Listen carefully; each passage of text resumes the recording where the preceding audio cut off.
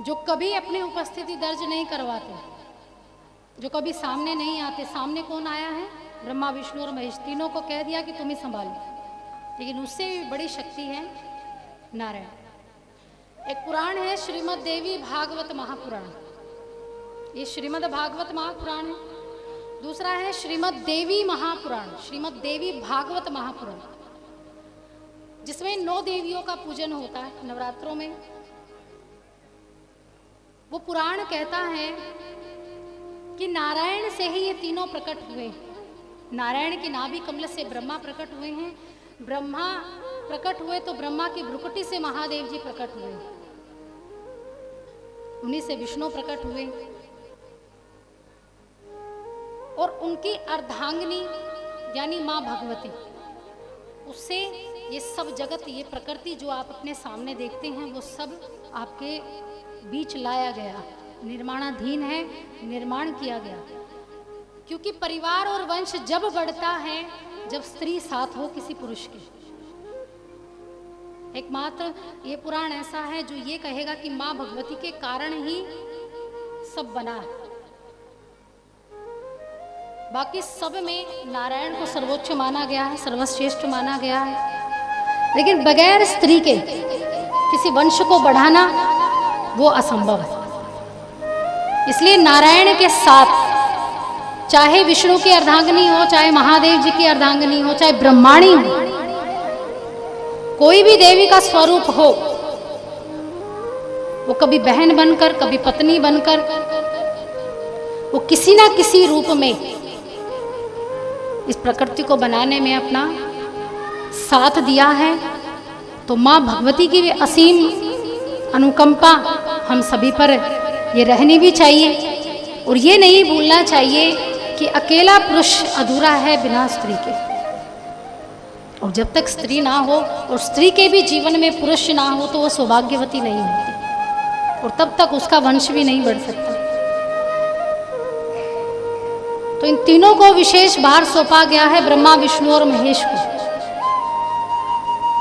ब्रह्मा का कार्य है ब्रह्मांड की रचना करना, विष्णु का कार्य है पालन करना, और महादेव जी का कार्य है खत्म कर देना, लय कर देना। विष्णु को सबसे ज्यादा महत्व क्यों दिया गया? क्यों नारायण भगवान विष्णु को ही अवतार लेने के लिए सबसे आगे लेकर आते हैं? क्यों भगवान विष्णु ने ही 24 अवतार लिए? भगवान विष्णु को कहा जाता है पालनहारा। जन्म देना आसान है, आसान है, आसान है। अब बताऊंगी ना कैसे आसान है। देखिए, ये बात मानती हूं कि जब माता किसी बच्चे को जन्म देती है तो कफन सिर पर रखकर जन्म देती है। ये बात ठीक है, बिल्कुल ठीक है। लेकिन जन्म देने के बाद दुर्भाग्य से अगर मृत्यु हो जाए, उस बच्चे को पालने वाला कोई ना हो तो, और जो उसको पालेगा वो कितने कष्टों को सहन करेगा। वो दर्द सबसे बड़ा है, जन्म देने से भी दर्द बड़ा है, क्योंकि पालन की अवस्था लंबी होती है जबकि जन्म देने की अवस्था थोड़े समय की होती है। वो दर्द थोड़ी देर का होता है, लेकिन जैसे बच्चे का मुख देखा तो दर्द भी भूल जाते हैं। किसी को याद रहता है कि दर्द क्या है, उस समय कैसा था? लेकिन जब पालते हैं वो बुढ़ापे तक भी याद रहता है। हर माँ बाप को याद रहता है कि मैंने तेरे लिए ये किया था, ये खिलौना खरीदा था, तूने ऐसा कर दिया, तू वैसा करता था। अब माँ बाप तो याद रखे रखे पड़ोसी तक और रिश्तेदार तक को भी याद हो रहता है कि पाला कैसे था। देवकी माता ने भगवान को प्रकट किया अपनी गोद से, लेकिन पाला किसने? यशोदा ने। इसलिए पूरा जगत क्या कहता है? यशोदा नंदन, यशोदा पुत्र कहता है। इसलिए सर्वश्रेष्ठ क्या है? पालन, क्योंकि वो पालनहार। एक चींटी से लेकर एक हाथी तक सबकी चिंता है उसे। एक चींटी कितना खाती? जरा सा, थोड़ा सा खाती। एक हाथी एक समय में 40-40 मन खा जाता है, लेकिन उसकी भी चिंता है। माता रुक्मिणी इस बात को जानती थी और भगवान की एक आदत थी, एक नियम था भगवान के जीवन में कि जब तक उसका कोई भक्त भोजन नहीं कर लेता था वो भोजन नहीं करते थे। मान लीजिए कोई भक्त उनका भूखा रह गया तो माता रुक्मिणी भोजन परोस देती तो ठाकुर जी खाते नहीं थे, बोले मेरा अभी भक्त भूखा है, अभी मैं भोजन नहीं खाऊंगा, जब तक उसे भोजन ना मिल जाए मैं नहीं खाऊंगा। माता रुक्मिणी को ये बात अटकती थी कि इतनी दुनिया का पेट पालते, इतनी दुनिया का पेट भरते हैं, कभी अपनी चिंता नहीं करते। तो माता रुक्मिणी ने एक बार भगवान की परीक्षा ली।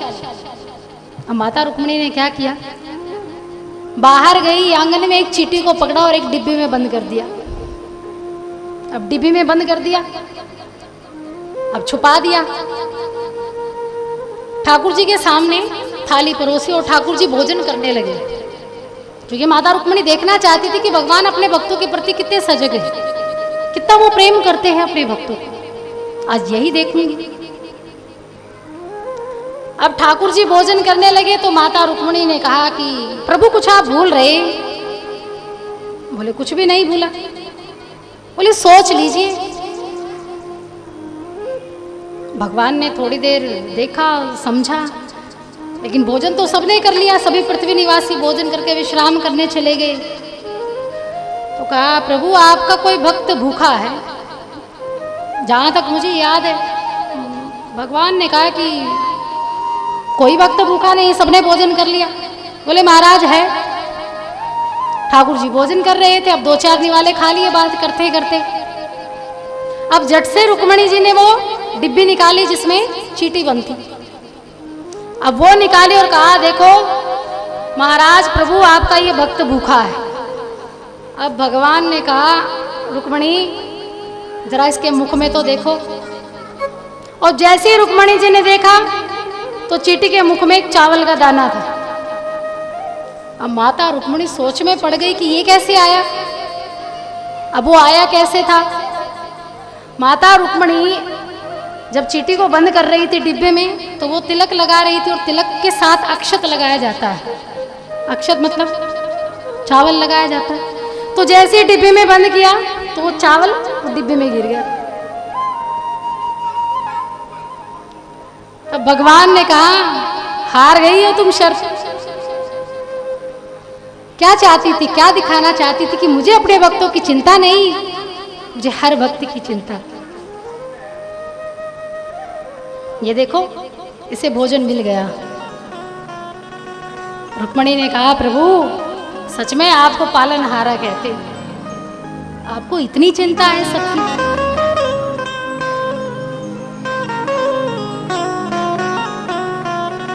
चाहे थोड़ा भोजन करे चाहे ज्यादा करे, सबको पता। जब हमारे साथ श्री रघुनाथ तो किस बात की चिंता, न खाने की, न पीने की, न जीने की, न मरने की, सबकी चिंता उस पर सोच।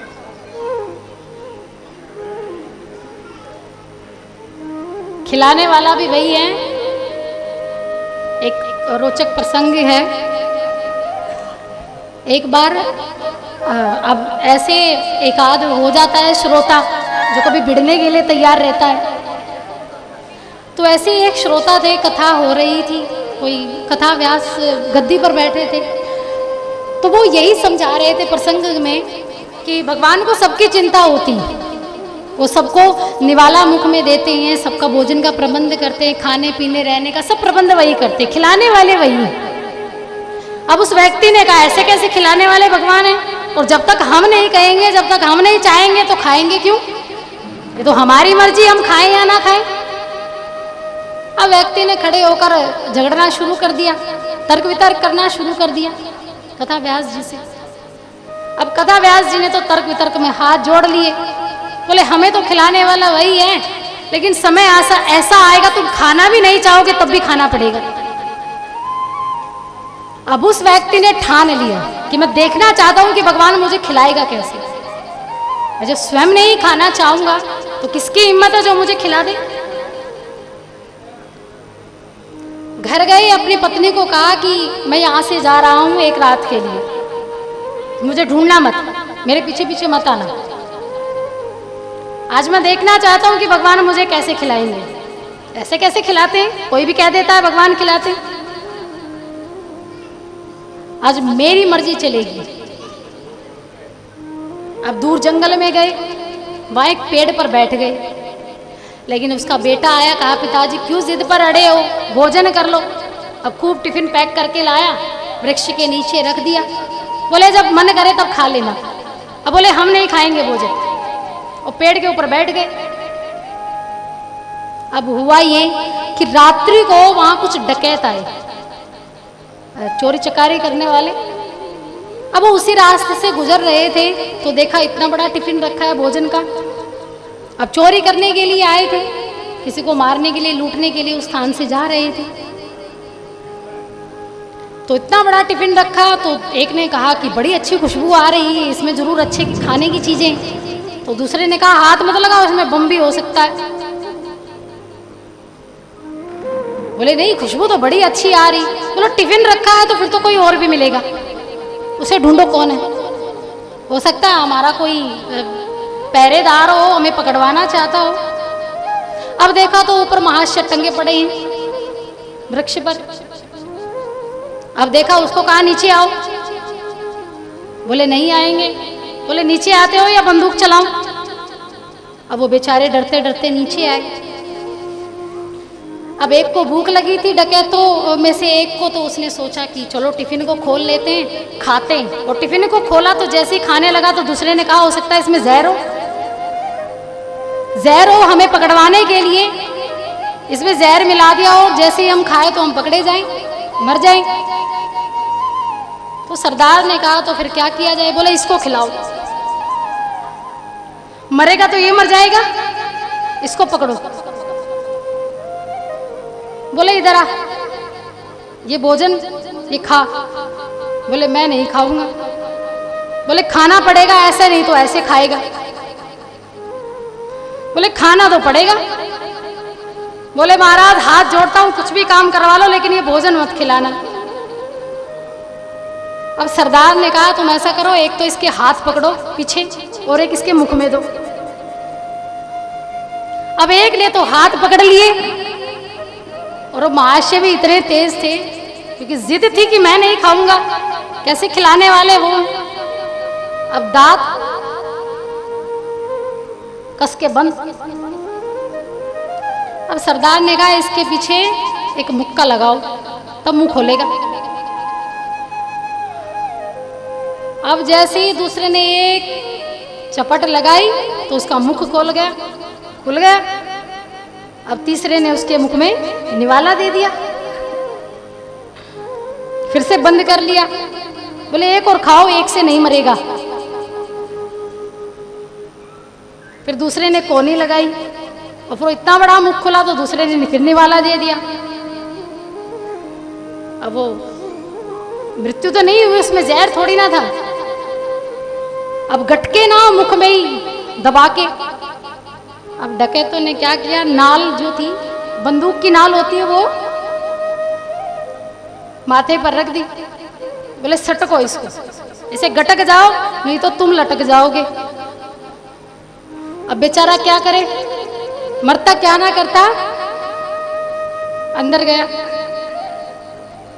बेचारा रोते रोते कहने लगा प्रभु आज समझ गए खिलाने वाला तू ही है, चाहे ऐसे खिला और चाहे ऐसे खिला। बोल बाके बिहारी लाल की जय। तो सच में खिलाने वाला वही है।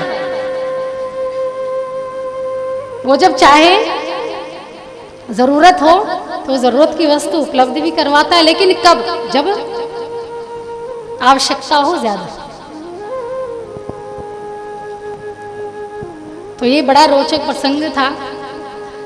तो भगवान विश्वोदय विश्व की उत्पत्ति करते हैं, संहार करते हैं और पालन करते हैं। तापत्रय विनाशाय श्री कृष्णाय वयम नुमः। 3 प्रकार के ताप हैं और तुलसीदास जी श्री रामचरितमानस में कहते हैं दैहिक दैविक भौतिक ताप राम राज्य नहीं काहू ही व्यापा। कि समस्त संसार में 3 प्रकार के ताप हैं, दैहिक, दैविक और भौतिक। दैहिक जो देह से आपको दुख प्राप्त होते हैं, संताप प्राप्त होते हैं, जो शरीर से आपको रोग लग जाते हैं, उनसे जो पीड़ा होती है वो दैहिक दुख है। दैविक जो देवताओं के माध्यम से, आपके पितरेश्वरों के माध्यम से जो दुख और संताप मिलते हैं, वो आपके दैविक दुख और भौतिक। हम सभी जब यहाँ आते हैं, मनुष्य देह को प्राप्त करते हैं, नर देह को प्राप्त करते हैं, तब ज़्यादा मनुष्य दुखी हो जाता है अनेक योनियों को भोगने में। तब भगवान को थोड़ी दया आ जाती है कि इसे मानव तन दिया जाए। लेकिन मानव तन दिया जाता है तो हरि भजन के लिए। जन्म से लेके मृत्यु तक का जो समय होता है उसको जीवन कहते हैं। इस जीवन में इतनी आसक्ति संसार से लगा बैठते हैं कि प्रभु को भूल जाते हैं, और फिर अंत में याद आता है कि इतना समय मिला था तो उसे स्मरण कर लेते, चित्त में धारण कर लेते, तो हमारा आज परलोक और लोक सुधर जाता, तरण तारण हो जाता। फिर अनेक योनियों में भटकता रहता है, फिर भगवान से दुआ करता है कि भगवान फिर से मुझे मानव तन दे दो, फिर मानव तन जिया जाए। और फिर भी भगवान का भजन ना करे, फिर भी भगवान की राह को ना पकड़े, तो ये भौतिक दुख उसको मिलने ही मिलने हैं। भौतिक दुखों से अर्थ होता है कि जो ऋण चुकाने के लिए आपने मानव देह को प्राप्त किया है, उस ऋण से जो आपको दुख होते हैं। अब ऋण मतलब ऋण जो आप जिससे जुड़ जाते हैं, जिससे आपका संबंध बन जाता है, जो आपके जीवन में पति आते हैं, पत्नी आती हैं, देवरानी, जेठानी, सास, जो भी आपसे जुड़ा है, आपके परिवार में किसी से अनबन हो जाती, किसी से लड़ाई झगड़ा हो जाता है, किसी से गहरी मित्रता हो जाती है, तो वो केवल उस करुणा निधि, उसकी कृपा से ही होता है। और ये दुख और सुख ये एक सिक्के के पहलू हैं, और ये आपके कर्म के प्रारंभ में ही बंधे हुए हैं। आप पीछा भी छुड़ाना चाहोगे तब भी नहीं छुड़ा पाओगे। कितना भी आप कोशिश करें, धन अर्पण करें, कुछ भी आप देने का प्रयास करें, कुछ भी देना चाहें, लेकिन ये आपके कभी कम नहीं हो सकते। लेकिन हाँ, संताप कम हो सकते हैं। कैसे? केवल हरि भजन से।